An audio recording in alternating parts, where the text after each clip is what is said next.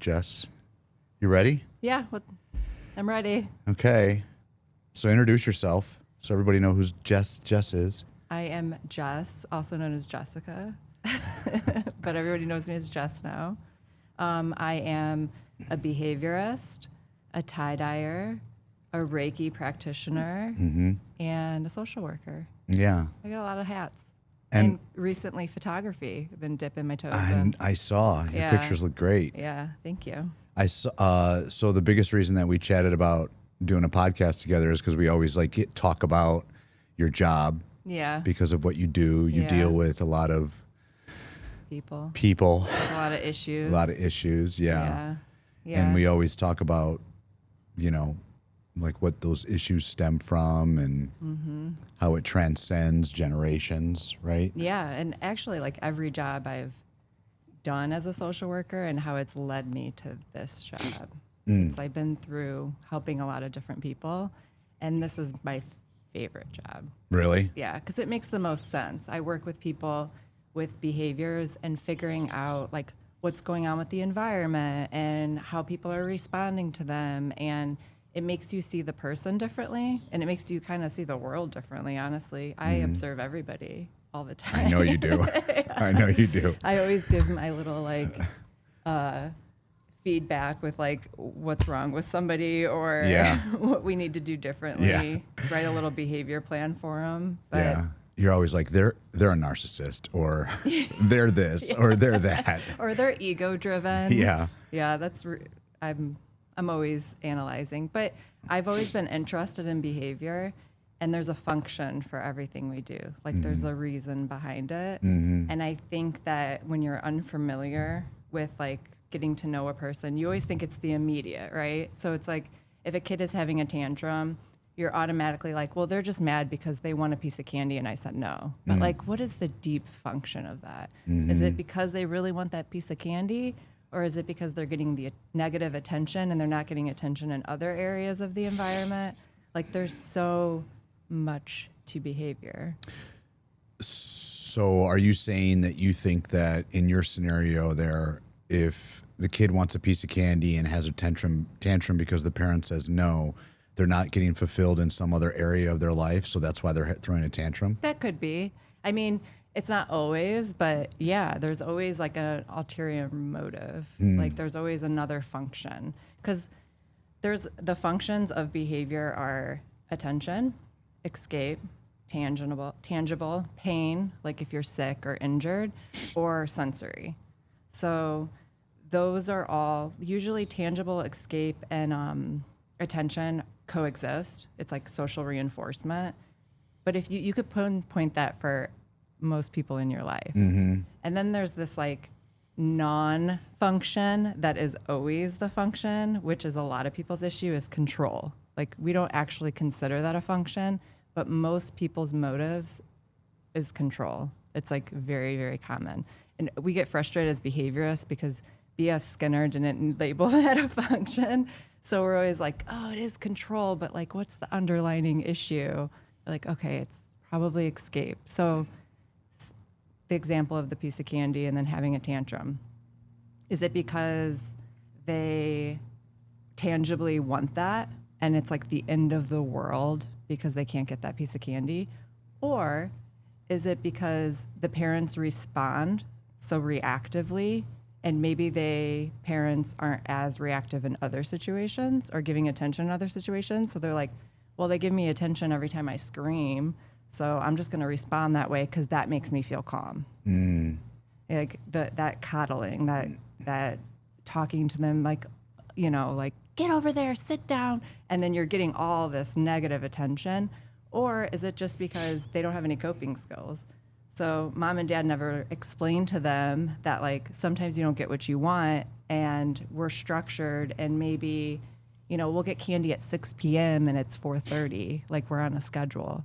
But they don't know how, they haven't taught them to like, it's not that big of a deal. We'll get it eventually. We just won't get it right now. But do you think that, like, if you're trying to talk to a 4-year-old and explain to them that, like, I feel like 4-year-olds can't comprehend that because they're so impulsive. Like that impulsiveness, I think lasts until most people are in their 20s. Yeah. Oh, for sure. But that just boils down to structure then. There's no structure.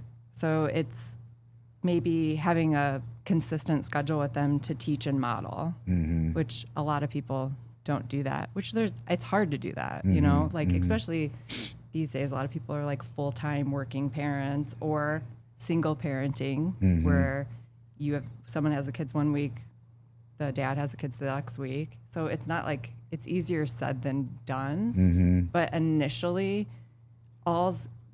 every child, all they want is for a parent to tell them what to do and how to do it. Like, I don't know what I'm doing. You're 4 years old and you're like, what am I supposed to do? I want candy because I don't know any better. Or like, I'm just going to play with my toys, or, you know, like they just want somebody to tell them what they're supposed to do.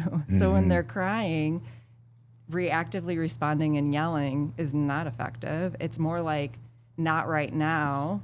Okay. You'll get it in 15 minutes, set a timer. It's just like maintaining that structure and like modeling in the house what happens or what's going on. It sounds very simple, but implementing that is not easy. Yeah. Yeah. But I feel at the same time, like in that scenario, if you tell the child no and then you explain it to them, is there ever a point where now you have to raise your voice to them to see if you make them understand? No. Really? That's like such a old school way of thinking. I think following through is more important than making a point. So being consistent and following through is going to show them the way and how it's supposed to be done. But if you raise your voice but you never follow through, what's the point? Yeah.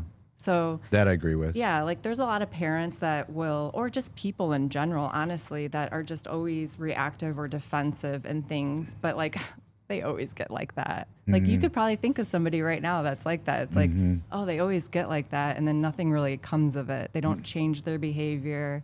They don't follow through on the threat. Like a lot of parents will be like, if you do that one more time, we're going to leave.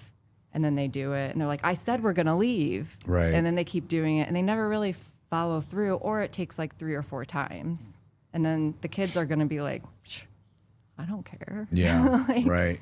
You know, if somebody's never doing for me what they say they're going to do, they're not dependable anymore. It goes with like any situation. Consistency and discipline.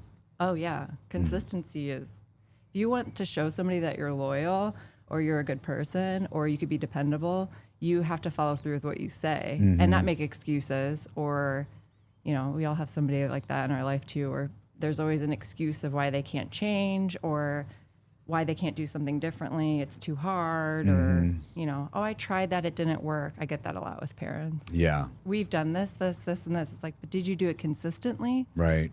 And then also, if you're doing the same thing for a year and a half and now your child has these aggressive behaviors and outbursts, it's going to take a year and a half to fix it. It's not going to happen overnight. And that's something that people always want, that like instant gratification, and or just someone to come into their house and tell them how to do it and then not really follow through but think it's changing because I was like, oh, you should do this, you should do that. Oh, that sounds great. And then they're like, I'm satisfied with that. Yeah. I get that a lot. I think a lot of parents, I think you're right. I think a lot of parents try that, and one of two things will happen. They'll either give up or they'll raise their voice and they'll get angry. And, you know, I think that's kind of a natural reaction. Yeah. Which that for the parent is very, very hard to overcome because maybe that's how they grew up. Absolutely. And that's really what a lot of it stems from, is to like how they were raised. Or when I was growing up, my dad would just do this. And then, you know, I never would disrespect them. But you have to, the world changes and shifts, and you have to learn to shift with it. Yeah. We're and raising that's a whole different nother, children. That's a whole nother conversation. I know. But don't you think at the same time, like, I know it could be a small percentage, but there's those people that are just born fucking crazy. Oh, yeah, definitely. definitely. It doesn't matter what you do. Yeah. You're going to have the Dahmers of the world, which for sure. Dahmer's probably not a good example because he was kind of had a screwed up childhood. Or, there's parents that I'll encounter that have mental health issues that have never been treated, never really realized it. And then they have children and then they'll raise them. They'll have anxiety. The child will almost get learned anxiety from like being nervous because dad's nervous because this is happening. So I should be nervous too. It's like they're modeling it without even realizing it. It's like something you can't always help or you don't even know that you're doing. So that is a huge area. And I deal with a lot of people with developmental disability diagnoses, but we also have a lot of people that have a mental health, a secondary diagnosis as adults. So that's also hard because no behavior intervention is really going to work for someone with a mental health diagnosis. You need to have a psychologist, psychiatrist treat that. Sometimes you need to be medicated temporarily until you can be stabilized. And that's not something that always, my behavior plan isn't going to work for somebody that has bipolar disorder, When it comes to the medication, I mean, I know as of lately there's been a lot of controversy over psychiatric medicine because they have said that a lot of these pharmaceutical companies don't even really know what it does. They don't even know the mechanisms. They don't even know. They even have said they don't think it works in some instances. And so many doctors are so quick to prescribe rather than trying to create a solution around the root cause because you could prescribe, but if you're not doing the work, the prescription doesn't really do anything. And then if you couple the prescription is not really meant to do what people think it's supposed to do, right? Yeah. So now you're just compounding the problem even more. Yeah. I think with people that it really depends. I think people with disabilities, I think it's trial and error for all their medications. But if we're doing something that's like a mood stabilizer or something like a Xanax that's going to chill them out, it works. But it's hard because there's also now this genetic test that you can take to see if your body can even metabolize medication. And I push for that for all my clients. And I get a lot of pushback from psychiatrists from it. They don't think it works. But for me, we all have that, the human body, we all have that enzyme that processes the medication for all medications. It goes through our liver. So why wouldn't it work? Even if we just use it as a tool, it doesn't need to be 100%. You mean like a placebo almost? Maybe just to okay, the person can't metabolize these medications, so let's not prescribe these and try these different ones. Because if you think about it too, for people, if they're taking medications and their body can't metabolize them, it's not working and it is a placebo. I have mixed feelings about the medication world because I've seen it work and I've seen it make people worse. So especially with disabilities. I feel like I hear it all the time anymore, especially here at the gym where people are always labeling themselves as having a condition. Yeah, and it's very trendy right now on TikTok. It is. And they're always like, I have such bad anxiety. I'm like, no, bitch, you just need to deal with the world. Yeah. Most people just can't deal with the real world. Yeah. And there's no coping. That goes back to that. Exactly. It's emotional immaturity. Yes. And from what I've read, and you can confirm or dispute this, but it's because of newer generations have had a lot of helicopter parenting. And so these parents that just do everything for their children well into their 20s. I mean, I say it all the time. I've had people that work for me here at the gym that are in their 20s and their parents are calling them off of work.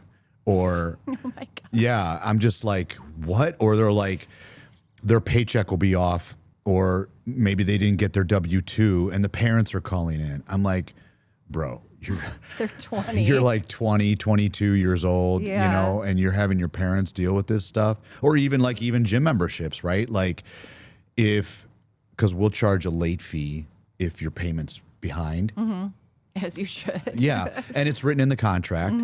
And so there'll be people like well into their 20s that the parents will call and complain on behalf of their child that they're getting charged this fee. Yeah, that's enabling for Oh my sure. God. Yeah. But then when they actually get into the real world and they have to do things on their own, yeah, that's you know. it'll stem from like not being able to make their own doctor's appointments or do their own car insurance or whatever. I do think there's a lot of increase of wanting a label. Like we want to define why we are the way that we are or explain it. And it almost becomes our personality. I see that with even parents that have a child with a diagnosis. It's like, for me, I'm very person-centered. I like meet the client exactly where they're at. And I don't even I think about the disability when I need to. So like if they're stemming, I'm like, okay, well, that's part of their autism diagnosis, right? If they are getting anxious about unpredictability, I'm like, okay, that's their autism diagnosis. Like, but in general, I'm treating them as though like, okay, if this child didn't have autism, would you be upset that they're doing this? Like, I always ask parents that question. But parents sometimes get stuck on the label where they're like, well, he's autistic, so I want him to be a normal kid, but then when we put him in normal situations, we want to focus on the autism, which like it should just be, let's just try to push him, like, because we would push any child to go do good in school, play sports. Like this is normal. This is a normal human thing that we do. Yeah. But then, let's not focus on the disability unless we really need to. So maybe we put this in the sport and he's getting really anxious because the unpredictability and the schedule, like, doesn't fit in his schedule, and maybe he's stemming from that. Then we can focus on the autism and try to think of something to help with them with that. But yeah, I mean, I agree with the helicopter parenting too. I think too, the social media, it's running the world. Yep. It is running the world. There's kids that don't want to do anything but play video games, and they just it's running the world. We got this new family that moved in next door, and they've got little ones that are all, I would say between 6 and 10 years old, and they are outside all the time. I'm like, awesome. that's awesome. That's awesome. Because you're right, because most of the time, like, you never see kids outside anymore. It's very, very few. I mean, when I was growing up, I hate to be that person that I was growing up, but it's true. Like, we were outside until dusk. I was too. And riding our bikes everywhere, going and jumping dirt hills without helmets. We're all fine. We were going camping and snowmobiling and constantly doing things outside. And my parents had a pool, so we were always in the pool. I didn't really grow up watching TV. So to this day, I will read a book or just like sit and do nothing in my living room. And with your dogs. Yeah, with my dogs, my spot on the couch. But I'll like Snapchat my friend, my coworker / bestie, and she'll be like, "Why isn't your TV on?" I'll be like, "I don't watch TV like that. Like that's not the first thing I want to do. Yeah. It's just not. It never really has. I didn't grow up like that. Yeah. It's like an ongoing joke when people tell me to watch a show or a movie. I'm always like, I'll put it on the list. That list is very long, very long. Did you read a lot as a kid too? Yeah, I read a lot as a kid. I would. My preschool was library story time. I didn't even go to preschool. My mom took me to the library. And like growing up, if I had a question or like curiosity, I always loved other cultures and learning about people. So it's like makes sense that I'm in this profession. I would ask my mom something. She'd be like, "Let's go to the library and get a book." So that's kind of how I grew up. That's pretty cool. Yeah. So that's just normal for me. So I love reading. I read 3 books while I was in Florida. That's all I want to do when I go on vacation is sit on the beach and read a book. Huh. Yeah. Okay. So it's like, for me, it's like a series. Right. So I get it. Do you think, so going back to the social media thing that you were talking about, is the social media just creating a fear amongst raising kids nowadays because there's so much exposure to information? I think it's more about, from what I've observed, is it's like raising children that have a false sense of friendships and social skills. It's like they do have access to all this information, but I don't really think kids are that deep. I don't think it's that. I think it's more about like posting to look a certain way and do a certain thing or go on with the trends. And like I have a family member that she's a child, she's 15, but she lives in Florida with my family, and she has so many Snapchat friends, but she's never met them. And she's just like, I had her explain it to me when I was down there because I was so confused because she'll Snapchat me like the ceiling and it will be black. And I'll be like, why do you do that? She's like, to keep my streaks.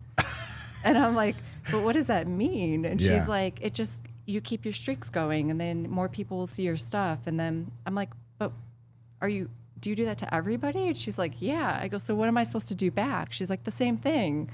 And I've been entertaining it because I'm so curious about it, but I'm still not seeing the point.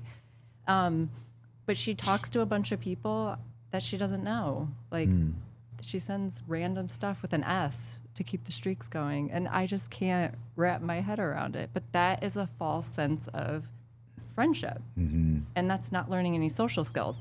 So now fast forward, you're 20 years old and your mom is making your doctor's appointments and calling your boss for your paycheck. Yeah. Right?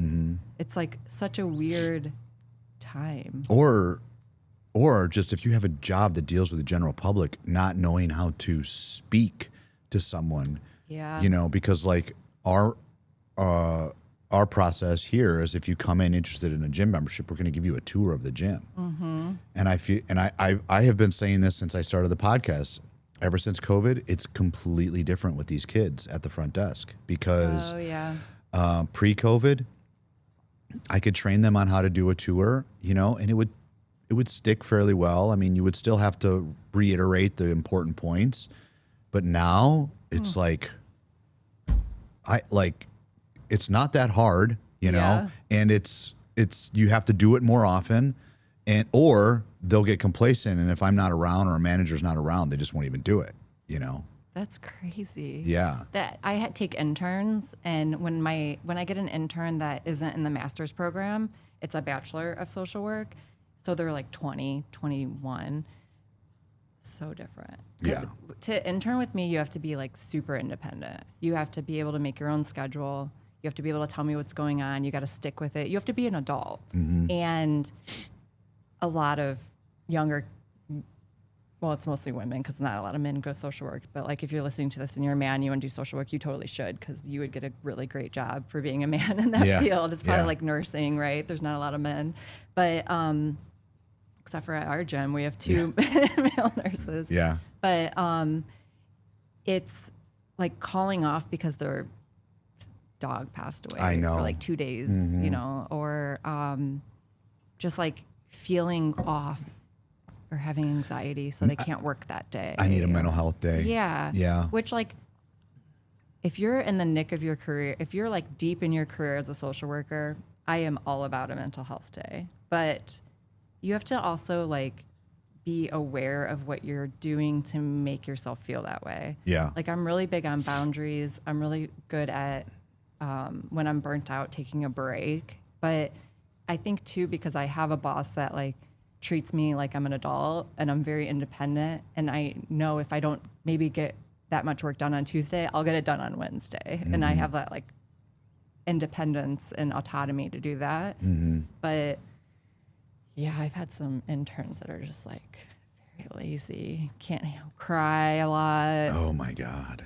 Yeah. I can't handle that. Doesn't like going to like day programs because they have to interact with everybody, even staff. Like, but in my field, you have to know how to talk to people. You got to be a little bit of an extrovert and you have to know how to build rapport. That's like what being a social worker is all about is like getting to know people. Like, that's the fun of it for me. So going back to where we started this conversation, why do you think that more people like these interns are that way nowadays? Could be so many things. Parenting, being coddled, not being pushed growing up.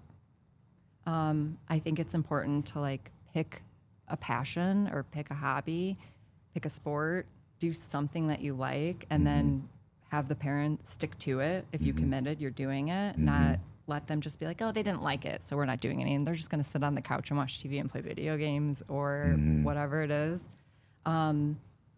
Just not being given that like structure growing up and that discipline, I think creates, lack of a better word, weak-minded people. And just never being, definitely just never being pushed, I would say. That's interesting. To do different. Yeah. Yeah. Then you got then you got people that, again, genetics, they're just born with some trigger where they're like go-getters right from the bat. You think that people are born that way? I do. Huh. Yeah. Interesting. I don't think it's a parenting thing because I've seen it firsthand where like just some kids, they find a passion and they're like, I don't want to say obsessed, but they have a lot of drive to do well in that.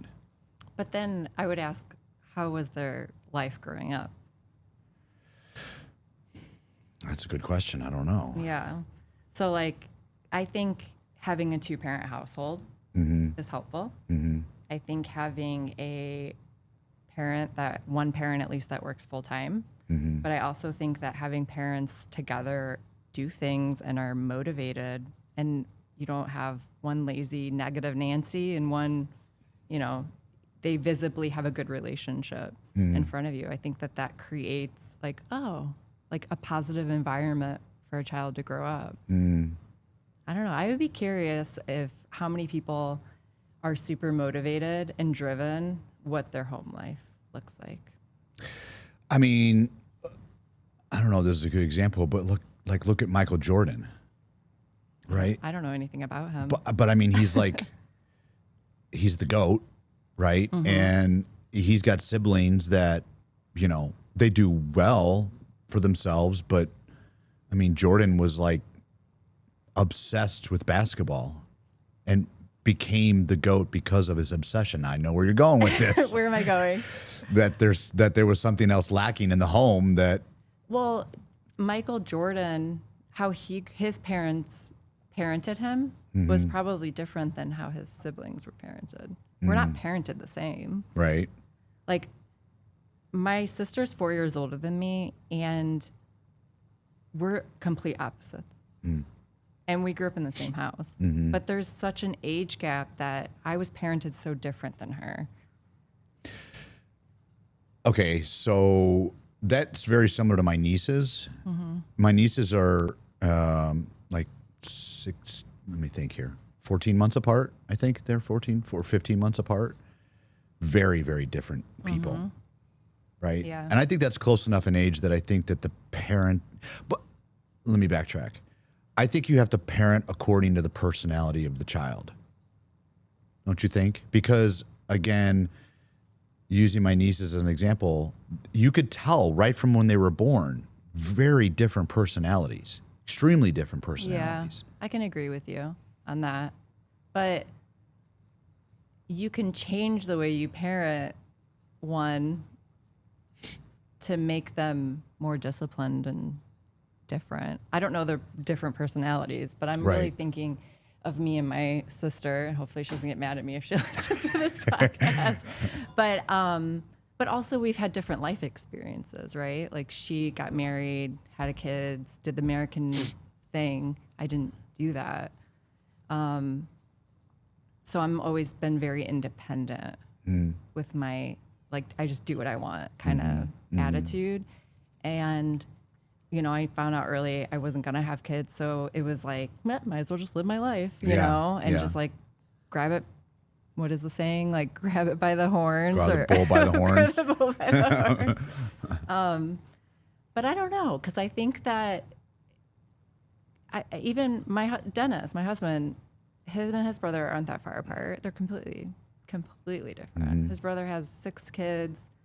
Owns a bunch of law firms, doing very well for himself. And then Dennis is like just doing whatever the heck he wants. Carefree. He's very like independent, independent thinker, just like does what makes him feel good Mm-hmm. instead of like staying, picking a trade or one career. He's just like, oh, this feels good this week, or, which is cool. And I feel like they grew up very similar, but different life experiences, I guess. Yeah, So I yeah, guess for maybe sure. the experiences you go through is what changes you. I mean, hopefully my sister doesn't get pissed I'm talking about my nieces, but that's the example that I can think of, because my one niece is my younger niece is very very disciplined. Everything's got to be in order, and it's not like my sister and their father were like taught them that. It's just kind of was like bred into them, whereas my older niece is like very fun, and she's great in school. They're both great in school. More laid back. In certain aspects. But my younger one is, she's the type where laundry's done, it's folded, it's put away. And then my older niece is like, it's still sitting in the laundry basket and it'll sit there, whenever. Like me. Yeah. I leave it in the dryer. Yeah. That's my closet. But I think that's like, I don't know. I feel like that's just a genetic thing that's born into you. I don't know. I really think it's environment. Really? Yeah. I think a lot of things are environment. I think that when you shift the environment, the person will. Yeah. That's interesting. But that's also like behavior. And that's what makes the most sense to me. And I think in all my fields of social work, I was always like, because in undergrad, I just did general studies and I minored in like anthropology, because I love like cultural anthropology. I love learning about other cultures and people and things. And then like doing all my different jobs and then coming to this, I was like, this is what makes sense. Like, because it's all about the environment for most things. I think that what is it, nature versus nurture? Yeah. Yeah, I think it depends on the environment. Well, nature versus nurture, wouldn't that argue my point more? Yeah, probably. Yeah, you're right. No, but I'm right. You're wrong. Yeah, it's very interesting. And, I was curious too, like you're feeling, I know you deal with a lot of autistic children. And I mean, autistic cases have risen quite drastically in the last 20 or 30 years. Yeah. There's theories behind it. I'd be interested to hear your theory. My theory is very neutral. Is it? Yeah. I go back and forth. I do think that there is a genetic component. I do. But I do think that maybe it's activated by environmental factors, emotional factors, generational factors. But I also think that physicians are easily diagnosing. They're diagnosing more than they used to. I know people that have gone and gotten diagnosis by just the teachers filling out a form, the parents talking to the doctor, and never setting eyes on the patient. Really? Yeah. So it's happening easier than it used to be. Really hard to get a diagnosis of autism. You used to have to go through hours of testing. And now some physicians do it very easily. So I think that is also something that we're overlooking a little bit in this world. I think from my observation, it almost seems like autism has drastically changed in the last 30, 40 years, because I remember, I don't know why this sticks out to me, but when I was a kid watching Joan Rivers' show, and she had an autistic gentleman on there, and the way I understood autism back then was he like had no social skills, barely talked. Yeah. But he could mold whatever he visualized in his head with clay, and they were beautiful sculptures. Yeah. Or the savant that can play piano like brilliantly, or any instrument. Yeah. Or I don't know if you've seen the one guy where they took him on one helicopter ride around New York City, and he, with a pen, sketched the entire city on this panel that was like 10 feet long. It's wild. It's wild. That's wild. That was what I grew up with as autism. But now autism is like just It's all of these different things. Yeah, so on the spectrum. when I was in grad school, they changed the DSM and they made it broad. So it was like very specific things that you needed, and then they changed it to the spectrum, right? I think it's called autistic disorder now, but and they made it much broader. So now it's kind of an umbrella, and a bunch of people are underneath it because you have 3 traits here, a few traits here. A lot of adults are also getting diagnosed now, like going their whole life not knowing and then getting diagnosed, which I think that is kind of affecting the stats in some way also. But it's become, there's also ADD, and a lot of people are, Don't get me started on this one. You don't think it's real? No. I don't know. I mean, you would know better than me because you're in it every day, but I just Yeah. have my theories and observations too. I mean, I think it goes back to environment. And I do think that it could be, I don't know if it's genetic or not. I've never really looked into it actually. But I think that you can be in a certain environment where you're not given the tools to, and it's also, things aren't one size fits all either. So like what, not every kid needs to be sitting in a classroom. And that's usually when it's diagnosed. It's they're bad, they can't sit still, they're impulsive. But like also, what does the home look like? Do they have structure? Are they, I don't know, are parents helpful, supportive, there for them? Like if you have a chaotic home life, it's going to transfer into other environments and it's going to look really chaotic. They're going to look like really chaotic, but that's their norm. So I do think it is overdiagnosed for sure. But like Dennis was diagnosed with ADD at a young age and he was bad. And now as an adult, I'm like, are you sure you have it? Because I think I have it. Like, I'm more ADD than you are. We kind of throw it around a lot. But, I mean, he went to military boarding school, and I forgot he did that. And that helped him. I mean, he came back a different person. He needed that structure. So I think that that's, like, a good example of, like, what kids need. They need somebody to tell them how to do it, what to do, write it down, make a schedule, and create structure for them so that when they get out in the real world and have a job, they weren't going to call off because they're on their period, like Right. It just is what it is. Right. So, but yeah, there's a lot of co-diagnoses of ADD and autism. Yeah, it is. It's. I mean, we've been saying it. It's like everyone's got a diagnosis of something. I feel like nowadays. Yeah. It is true. Label. It's the label culture where, what is that author's name? She's been on Joe Rogan. I read her book, but she talks about that too, how a lot of therapists, it's simple to be a therapist now, right? You just have to get a certain degree and a licensure, and then it's like, you're a therapist. And a lot of therapists will just label during therapy, and then it keeps that person there to work on it. But then it's also giving them, and then they like reinforce the label. Oh, I know who you're talking about. I can't think of the name. I know exactly who you're talking about. She has a great book, like because then that's all they end up talking about is the label, Yes. rather than actually fixing the problem. Yes. And it's like a culture of. She was even saying the increase of people being diagnosed with PTSD that are coming out of the military, and it just like doesn't match. It's because the way we're treating our people that are coming in, we're not giving them the support they need. We're just giving them a label. Yeah.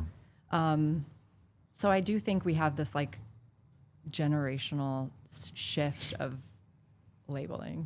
We love a label with everything. Yes. Yeah. We do. But there's also a lot more distractions nowadays than there ever has been between devices and, social media and all that stuff. Yeah. You mean like with a lot of education, like people or false news or false information? Like, You Yeah, have and I mean, access like- to it, so you're learning about it, and then you're like, oh, that's me. Yeah, but also like in terms of like the ADD thing, you know, kids, like you said, nowadays parents will like just throw them a tablet, you Oh, know, yeah. or throw them their phone or their iPad or whatever, right? And so they're constantly faces in a screen, flashing lights all the time, you know. Oh, and- it slows the development Yeah. for sure. I have a lot of clients that every time he plays Roadblocks or Minecraft, he gets angry or he won't get off of it and he's screaming at me. And I'm like, then stop, no more screen time.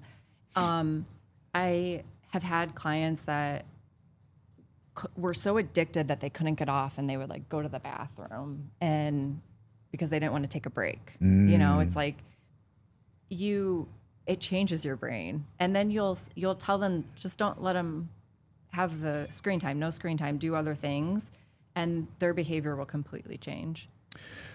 Who was I talking to that recently did that? Oh man, I think it's somebody we both know, and I can't remember. It's just right at the tip of my head. But that's what they did. They took away like all devices, limited. I think they didn't even do screen time at all. And he said within a couple of weeks, their children's behavior, like Yeah. 180 degrees. Oh yeah, I guarantee it. And if you structure it too, like I do have some clients that will do 30 minutes on the weekday if they have a good day, and then an hour on the weekend. And it's TV or an iPad. It's not, you get both. You get It's both, one right. or the other. And it's worked. And now I have the one client that he struggled with like Minecraft and all that. And now he goes on YouTube and he just listens to like political things. And he's fine. Yeah. He loves it. And he will like get off of it and he'll tell us what's going on in Russia. You know, like it's great. How old is he? He is going into 8th grade. So, Oh, wow. Yeah. That's interesting. Yeah, he loves politics and geography and people. And so I think if you find something that your child enjoys and that is their screen time, something more educational, I feel like that makes sense. But Yeah. they don't need to be watching another kid do pranks or play Minecraft. Like, why do all the kids like to watch other kids play games? It's so weird. And those kids that are playing are making crazy money by doing it through all of these streaming platforms. Yeah, that's so true. What I find interesting, what you just said about the child that you said was interested in politics and geography at such a young age, that is definitely not environment. Do you think that's environment? To have an interest like that at such a young age? Yeah. Really? Yeah. Are one of the parents like, When he was growing up, his dad would take him like places, like he would choose a place and he would take him and they would do educational things. Yeah. interesting? Like I've always been interested in people and stuff and like other countries and culture. And that was because my mom would get me map books and stuff. Like I was reading like a geography book before I was reading anything else. Right. I don't think I was born this way genetically. I don't know. You think I mean, was like genetically meant to be a social worker? No, but I feel like people are genetically predisposed to certain interests. You know, because think about it, like you have parents that will, like you said, put their kids into sports and then maybe they'll cycle through different sports until they find one that the child likes, right? You just happen to fall into something that you liked right away. Not many kids get that chance. Whereas some kids takes several iterations to figure that out before they fall into something that they feel passionate about. And I think that that's not an environmental thing. I think you're kind of born with those interests. Yeah, I don't agree with you. I don't know. I just, because like the whole like lending your hand and helping people and being a problem solver, like I totally get that from my dad. Like I am my father's child. Like he just always showed me like we help our friends, we do things for people. Like if somebody needs something and we can do it, like we get it done. But, and I don't know. I don't think I was like, I don't think this is from an early born genetically. Okay, let me structure it differently. Let me present it to you differently. You fell into an interest with, you said geography and anthropology at a very young age. Mm-hmm. But let's say your mom gave you books on, I don't know, math. Okay. But you didn't find math interesting then. Then she started to give you books on, I don't know, political science.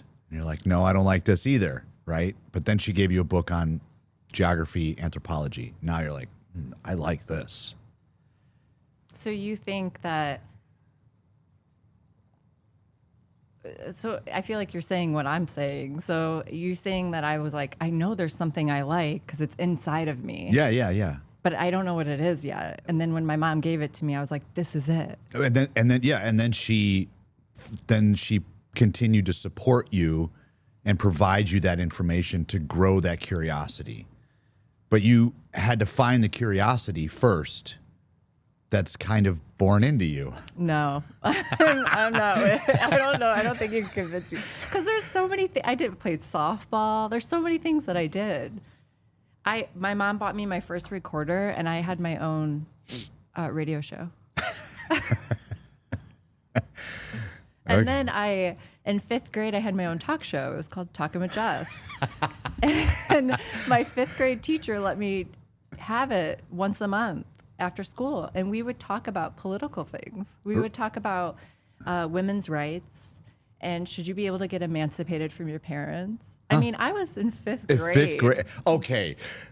You can't, Jess, you can't tell me that is not a nature thing, because how many kids are doing that? But I think it's because I was supported, not because I was born with it. Me being supported was reinforcing. Everybody supporting me and encouraging it was reinforcing. Yeah. I mean, I would get in trouble with that recorder. One time I recorded my mom yelling, and then I was like, you said this. And she's like, I didn't say that. I was like, play. And she's like, you're grounded. Like, so I just think I was supported. Huh. I think when you're in like a supported environment where people are encouraging you to be the best version of yourself and do what you interest, you thrive. Yeah. But if my parents were like, you're dumb, this is stupid, I'm not buying that for you, you're never going to succeed, then, then you wouldn't be as passionate. Or maybe I would have done it later in life. I would have been interested later in life when I wasn't with my parents. Because I wanted to join the Peace Corps. My dad was like, grow up. No, you have to be an adult in this house. And I'm like, oh, fine. And that's when I went to Guatemala and volunteered when I wasn't with my parents anymore. I was like, oh, now I can do it. Mm-hmm. So how long did you do that for? I did it 3 years straight. First time I was there for like a week. Second time I went for a couple weeks. And then the last time I think I went for like a month. And so I would just stack up my PTO and then take a month with my friend, and we would just volunteer. And I would come back every time and be like, Dennis, we're moving to Guatemala. He's like, no, we're not. Did you pick up Spanish while you were there? I took Spanish classes while I was there, but it didn't stick. It didn't stick. It stuck for a minute. You know why it didn't stick? Because I didn't listen to it and do it. Because it's not in your nature. No, it's because I wasn't exposed to it. Okay. Oh, wow. I'm going to use the famous line from Ron Burgundy, agree to disagree. That's fine. We can agree to disagree. I'm probably going to find like studies to show you how I know wrong you will. you are. I will get text for the next month on how wrong I am. Send you PubMed, and I'll find some like behaviorist studies, because everything I do is backed by research. So that's another reason why I love my job. Yeah. Because it makes sense. It works. It's been studied. Some of those studies are really fucked up. Oh, yeah. Yeah, they are. I'm very skeptical. I don't want to say I'm skeptical of all studies. From the nutrition side, I base a lot of my opinion, which I know opinions are like assholes, but there's a lot of nutritional studies that have been done that have been profoundly been done. Skewed. I don't even know if it what the word is. I'm Like biased because of corruption. That makes sense. And so I feel like that could also happen on the psychological side too. Oh, it totally can. I mean, I collect data to see if my intervention is working. Mm-hmm. And if I want to like skew it a little bit, I can. I know. Yeah. But I think it depends on who's doing the study. Mm-hmm. I think that the bigger studies, like huge ones, are more consistent. But when you're doing like a little tiny research by like a nonprofit or something, it's probably going to be biased and skewed. Biased. Mm. Yeah. Because it's like that in the breast cancer community. It pisses me off. Really? Yeah. Yeah. There's like the big funding, like for research, makes sense. Uh-huh. It's like the ones that the government does, they're a little bit less, even though I know we don't, that's a whole Want to nother get into conversation. politics? I mean, we can if you want to. But like the smaller nonprofits, not a lot of their funding goes into research, and they're very small studies, and it's often not correct. There's this big push of it's weird to me. The integrative world and like the regular medical world are like entirely opposite, and it's confusing. Of like, how did you get that study, and then how did you get this, and what do you like? What is the truth? Maybe somewhere in the middle. Right. I'm sure it's like that with fitness even, 100%. or working out. Like if I go on TikTok for a workout, I'm going to have like 6 different suggestions that they're all going to say the same thing, but it's going to look different. Like, and that's confusing too. Yeah. Social media is confusing. It is. It is. It creates a lot of disinformation. Yeah, for sure. With your degree, how is your degree as a therapist different than a psychologist or, well, I know a psychiatrist is a doctor, right? And they can prescribe. Yeah. So how is your degree from what you do different than, say, a psychologist in terms of methods or learning or education or any of that? I think it's just the theories. Like our code of ethics is different. Our theories are different. Really? That to me seems really... Yeah, it's very similar. Like the code of ethics is completely different for every profession. Like I just had this conversation with one of my friends because there's like, as a psychiatrist, like you can date your client after you've discharged them for like 2 years or something. But like in social work, you can never date your client. It's like highly frowned upon. If you've helped them, then you have to cut the ties. Social workers are more about like meeting the person where they're at, self-determination, being more like motivational interviewing is the technique. I feel like just the technique and how it's delivered is it's similar, but it's very different. And then also psychiatrists can prescribe medication. So, but I think social workers are more holistic. More holistic. Is the word I would use. Have you, since you read a lot of studies, have you read up on anything related to psychedelic treatment? Yeah. What's your opinion on that? You mean with like ayahuasca or shrooms? Any of that, or even I've read ketamine? Yeah, or microdosing LSD. Oh, I haven't read that. Yeah. That would be interesting. I think microdosing works from what I've read with mushrooms. It's been something for myself I've wanted to like look into and do. Ayahuasca, I've read good and bad.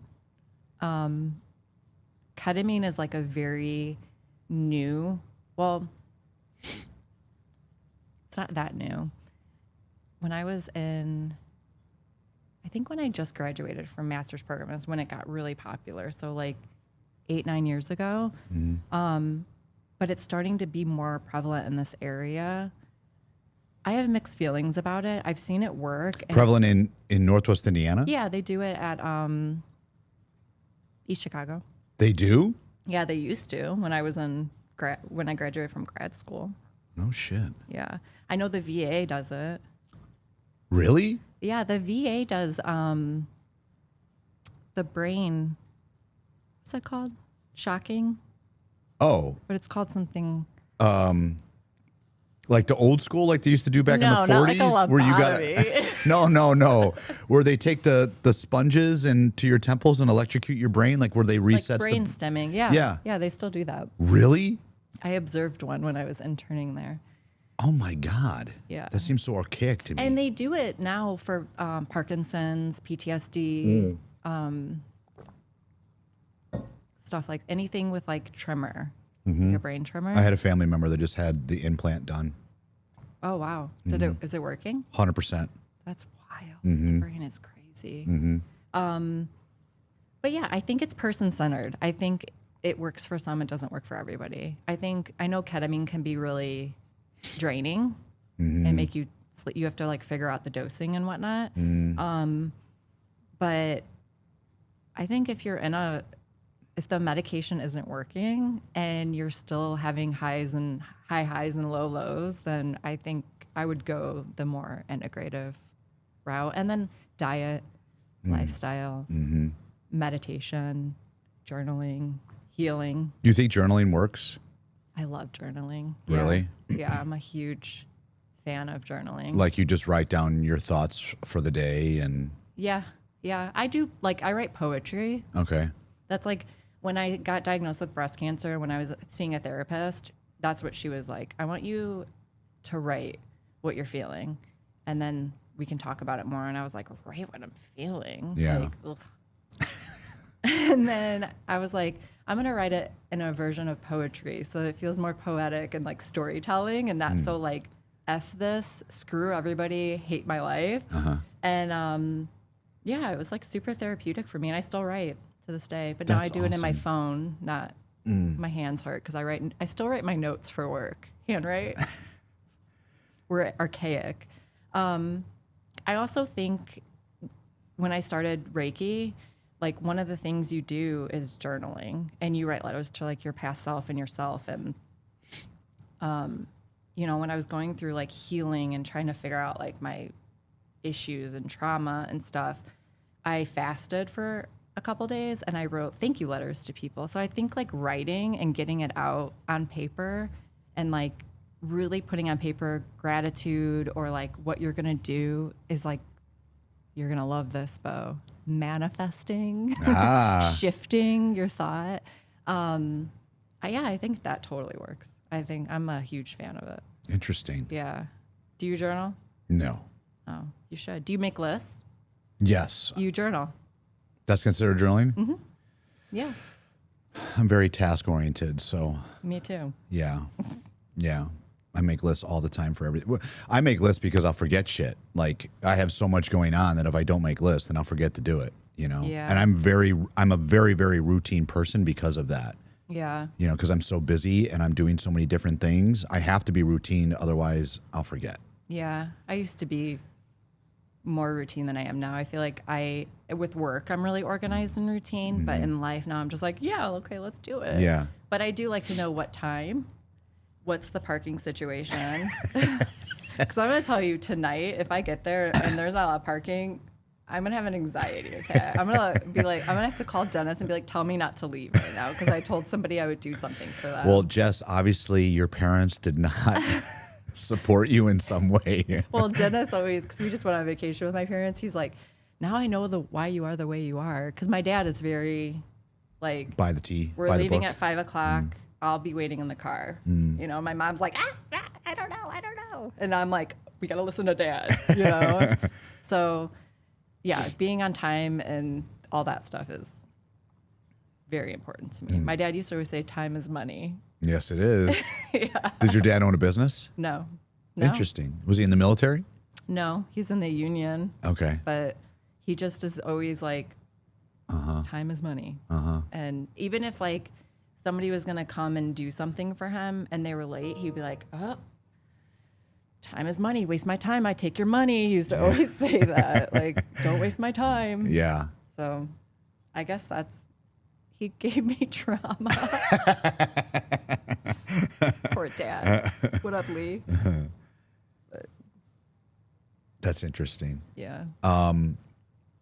So do you think that have you ever had patients that have done like the microdosing or any of that stuff? No. No. My job, you're being funded by the state. So you got to do a lot to keep the funding. And it's all by the book. So you have to go get your physical every year with your shots, and you have to go to the eye doctor. You have to maintain going to the dentist, and then you have to meet with us quarterly. So there's just a lot of rules to keep your funding. But stuff like that would be an incident report. I had a client, he did a house visit, and he took gummies, edibles, and he was so high they had to take him to the emergency room because it's protocol that he did something that was not legal, and then he had to go to the emergency room, and he was fine, and he was like, that was crazy, but mom had hit it but didn't realize that it was where he would see it and whatever. He's an adult, so I don't think it's that big of a deal, but yeah, it's an incident report, and we have to go to the ER. So it's everyone's very by the book. That makes sense if Yeah. it's government funded. Yeah. Since you're state funded, are you guys, has this new, I'm not talking politics, but I'm just curious. Okay. Is the new administration reduced your funding at all? No. Indiana has a surplus for us. They actually just passed a law where the tobacco tax, partially a big percentage is going to Medicaid. Really? Yeah.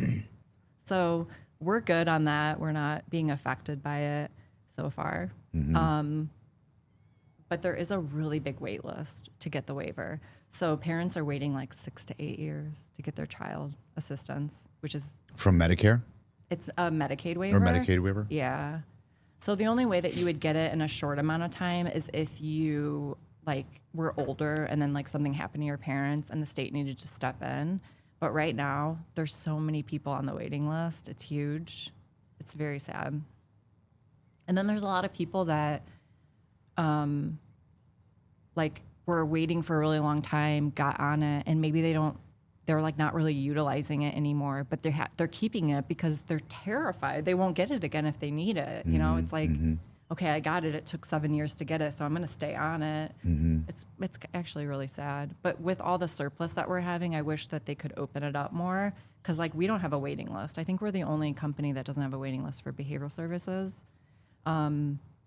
And our company is very different in our approach for behavioral services. We're very we go in, environment, write the intervention, we train the parents how to do it.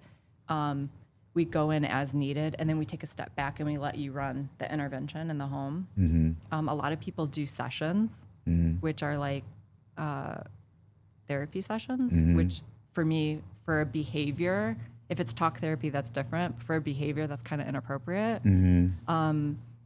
But because of that, they take more people, hold more people, and then they have a waiting list. So if they've got to wait that long, do they get back pay, if you will, from the time that they No. You get a budget every year. So say you get $15,000 every year to spend on services, and then if you don't use it, you lose it.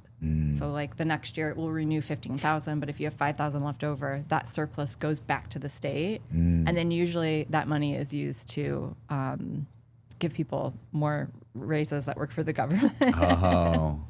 Because Okay. I Googled that. I went down a rabbit hole because I was where does the raises go to government workers? Where are they even getting that money? And it's it's from the surplus. That's cute. I mean, if a family's got to wait 8 years to get support for therapy that their family might need, that's a lot of dysfunction, years of dysfunction that's going to take twice as long to unravel, right? And I think that's why ABA is becoming very popular. What's that? ABA clinics, applied behavioral. What's the other A? Analysis. I should know that. It's like kind of what I do. They're popping up all over. So basically, they're just like a day program that you can send your school-age child to, and then they do behavior intervention all day, I guess. But they don't learn anything educational. So then you have your child, you take him there, say he starts at 5, he gets discharged at 8. So from 5 to 8, he wasn't learning anything. There's no academics. So then you're taking him into second grade at 8 years old, and he hasn't learned anything. He hasn't been in the school structure. He's been in like a day program structure. But insurance pays for ABA therapy. But I think if they even have insurance. Right. Yeah. Yeah. Medicaid pays for it, but I know that Medicaid recently, since the administration, there were changes with that in ABA. I think they weren't letting them like keep ABA or stay on ABA. You had to have specific criteria showing that you were having improvement. That was changing. I was reading that policy that was trying to go through from the new administration. And so, man, that's crazy to wait that long. And some of them are medically fragile. And that's another thing Indiana got rid of, I believe. Don't quote me. I know this was like a huge thing last year.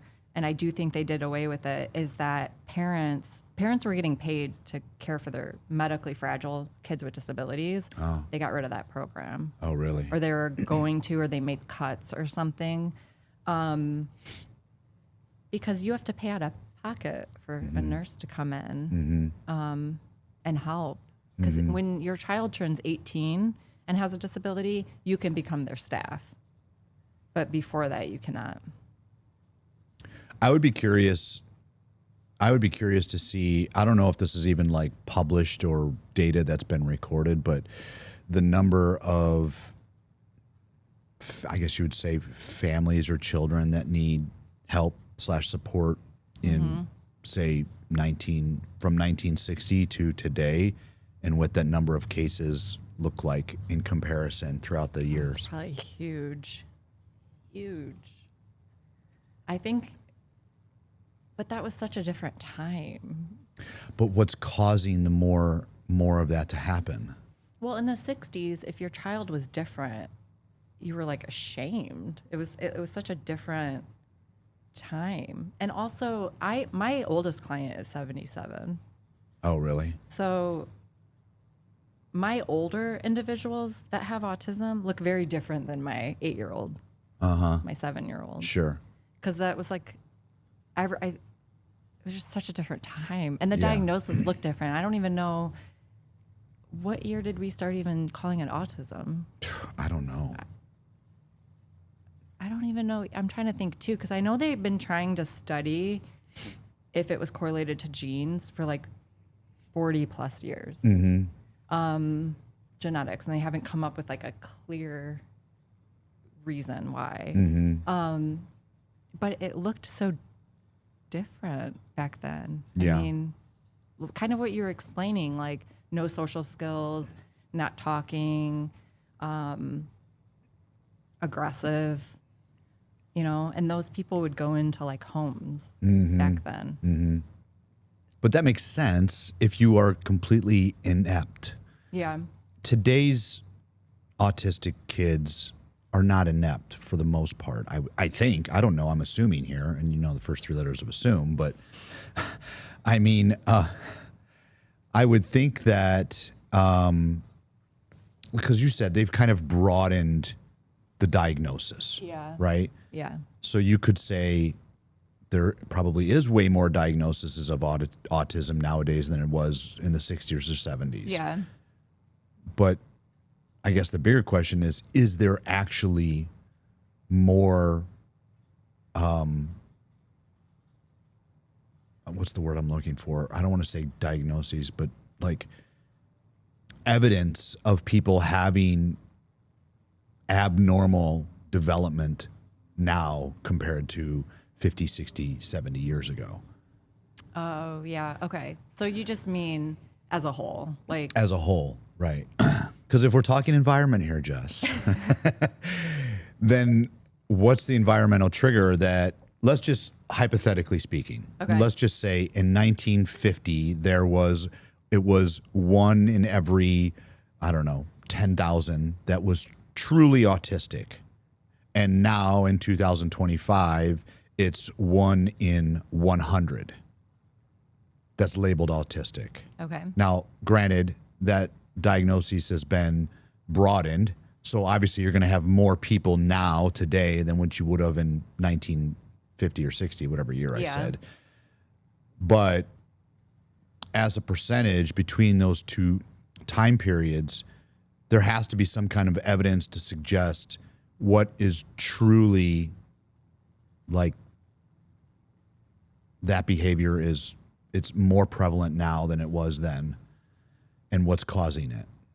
Now, I know like the theory is it's the biggest theory is it's vaccines, right? Yeah. And I don't even want to get into that conversation, but that's the newest rage. I mean, I think you can think of it's a lot of things. In the 50s, being pregnant looked different. You didn't probably see the doctor as much. You probably didn't get as many ultrasounds. I think nutrition maybe not have been, much of a factor. way more processed food now. Yeah. And then fast forward, I mean, think of the things that we did. I remember when I first had my gluten allergy, found out all that, and I was like changing my food habits.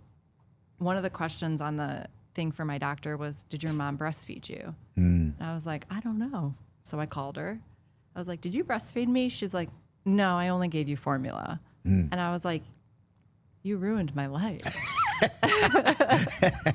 And she was like, that's what we did back then. They were really pushing baby formula, and breastfeeding wasn't cool. Yeah. I'm like, okay, that makes sense. So in every decade, like so many trends were going on. Like now when you're pregnant, you're getting an ultrasound constantly.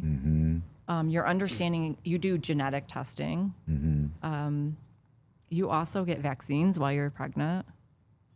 I didn't know that. Do you? The Tdap. Yeah. Yeah, for whooping cough. While you're pregnant? Oh my God. Yeah. And then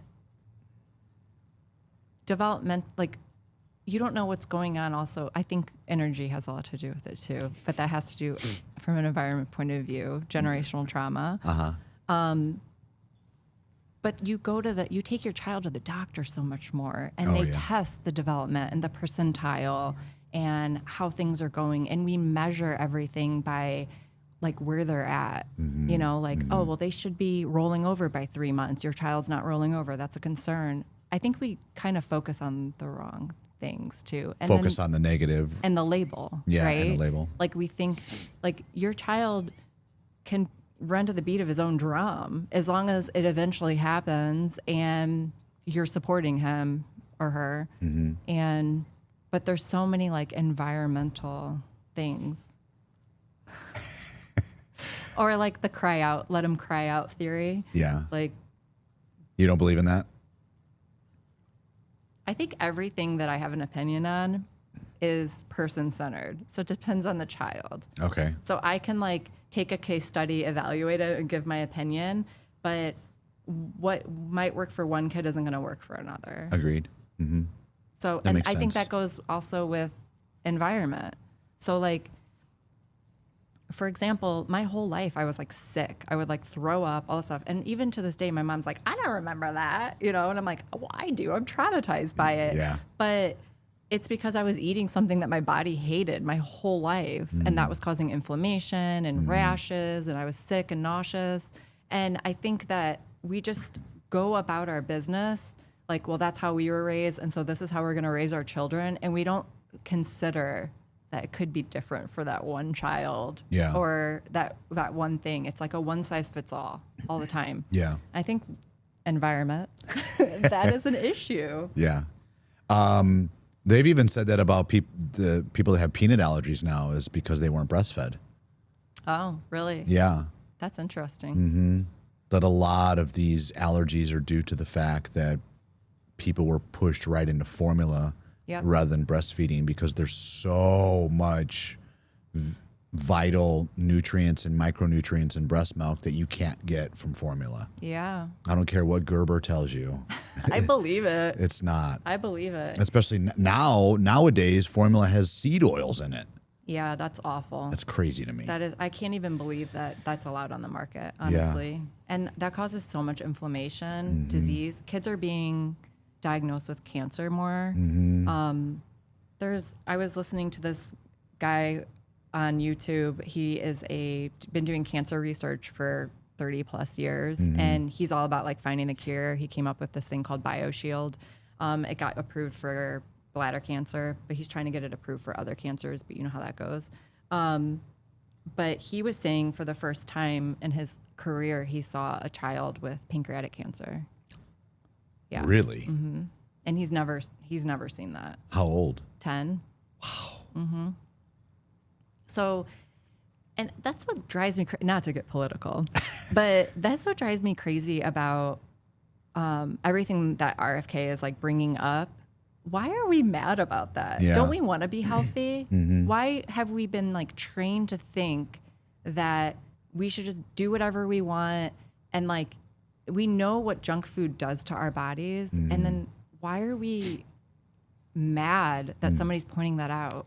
That confuses me so much. I rage about that probably weekly. Yeah, I agree because I say all the time, like, have you ever seen that video of gym class from the 50s compared to gym class nowadays? No. And like gym class in the 50s is they were like running, they were using like the stuff that's not even allowed on the playground anymore. You know, Yeah. like the monkey bars and just all of this crazy acrobatic style fitness back then. And now you're only required 1 semester of gym in high school. Whereas back really? Whereas back then you were doing workout, you were doing gym all the time. I think I only had to do gym my freshman year. Yeah. And then swimming Right. was separate, if Yeah. I remember correctly. But I But- never did it. I always Yeah. told. And then they pan to the picture of like people on the beach in the 50s compared to people on the beach today. Yes. And the people on the beach in the 50s were in shape. You hardly saw any fat person, right? And now on the beach, it's like everyone is overweight. You think that's genetic? No, absolutely not. But that is environment. No, that is 100% environment because everything is so hypercaloric nowadays compared to back then. Yeah, and I also think that people overeat when they're stressed. Like, if you think our culture in like the United States, it goes around like, oh, it's someone's birthday, we're going to go out to eat and have drinks. Yeah. Oh, you graduated, we're going to go out to eat. Everything is kind of around food. And then, oh, you're sad, have some ice cream, Yeah. which like I'm guilty of that. Well, when I went to Europe, I went to England, a couple other places, and when we would go out to eat there, the portion size is like 20% of what it is here. Oh, I believe it. You Yeah. know? But when you go to a restaurant and it's small portion and really expensive, somebody on the table is complaining. Like, this is all the vegetables and oh, this steak is really little, or Yeah. these are all the potatoes I get. Yeah. Because we have like been trained about food and big portions. Yeah. I mean, my one friend that's from Norway, I mean, she would say all the time that the stuff that's in our food in the U.S. is illegal in Europe. Yeah. You Certain know, chemicals and certain stuff. chemicals. Red dye. Yeah. Yeah. Even on the gluten side, right? Because so much of our crop is GMO'd or it's got the pesticides on it, which, you know, affects gut micro permeability. So people can't process wheat here like they can, say, in Italy, where it's not so prevalent. Yeah, I've heard that before. I've like tried to buy bread from like a local bread person, and he got on his like soapbox about gluten allergies and how I can eat his bread, and I was like, an allergy and an intolerance are 2 different things. Like, and I think that it's become so common to say that people can't eat gluten that at restaurants and stuff that has become also trendy, which has been, because I've been gluten free for like 13, 14 years. Like, wait, I just did a post, 2016. So it'll be 9 years. Yeah. So it wasn't like a thing back then. And now I feel like everywhere you go, they're like, preference or allergy? It's like, allergy. Yeah. Do you say that to everybody? No. Yeah. Jess, this was a lot of fun. I know. Cool. Thanks for having me. Of course. Hopefully I hope it recorded. it recorded. Because the last one I did didn't record. It got the video, but no audio. So let's hope to God it all recorded. Well, fingers crossed. Yeah. We'll have to do it again. And This was thanks for fun. having me. Yeah, of course. All right. Anytime. Yeah. All right. I'll see you tonight. See ya.